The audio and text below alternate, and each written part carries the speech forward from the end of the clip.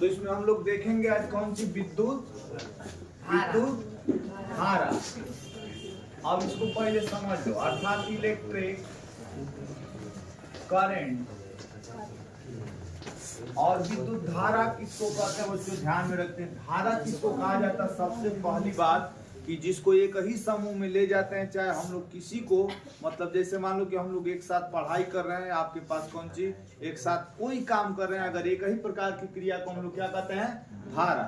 और उसमें धारा के अंतर्गत कौन सी बच्चों आपके पास कह रहा है कि विद्युत। विद्युत का मतलब विद्युत को चलने के लिए 3 कंडीशन बनाए गए आपके पास। एक तो कौन सी आपके पास, चालक, और एक तो कुचालक, और एक तो अर्धचालक।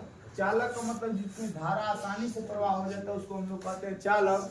जिसमें धारा आसानी से प्रवाह अर्थात होता ही नहीं उसको हम लोग क्या कहते हैं, कुचालक। और जिसमें धारा कुछ कुछ प्रवाह करता है और कुछ नहीं करता उसको हम लोग कहते हैं अर्धचालक।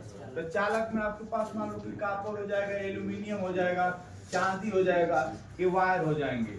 और अर्धचालक आपके पास कुचालक का मतलब हो जाएगा प्लास्टिक हो जाएगा ना, रबर हो जाएगा। और आपके पास अर्धचालक में जैसे भीगी लकड़ी हो जाए, अच्छा इस प्रकार से आपके पास हो जाएगा। ये हो जाए आपके पास कौन सी बच्चों, विद्युत धारा के प्रवाह।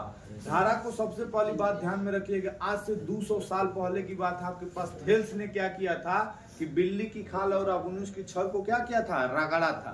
रगड़ने के बाद उसमें देखा कि आवेश इसमें 2 प्रकार से उत्पन्न होते हैं, तो एक धन आवेश और एक तो क्या हो गया था, कब हुआ था बच्चों, तो आपके पास प्लस क्यू और एक तो क्या हुआ था आपके पास माइनस क्यू।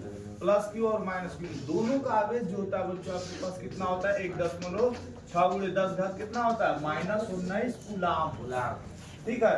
अब इनको आवेश के माध्यम से बच्चों जब किसी वोल्टेज को हम लोग समझते हैं बच्चों, अगर हम लोग कोई ले लेते हैं बैटरी का मतलब सेल आप लोग ले लीजिएगा।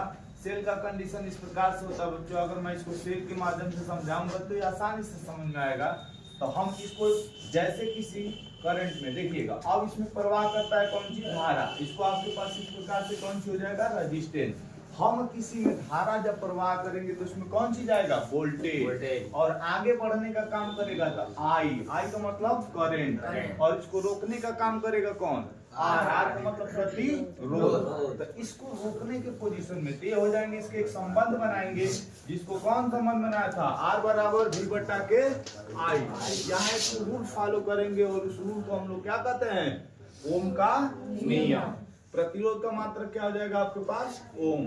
और आपके पास इसको हम कहते हैं बच्चों वोल्ट प्रति एम्पियर को एक ही भाषा में हम लोग क्या कहते थे बच्चों, ओम कहते हैं। कंफर्म हो गया? तो कौन सी आपके पास हो गया, विद्युत धारा। एक ही समय में चलने की क्रिया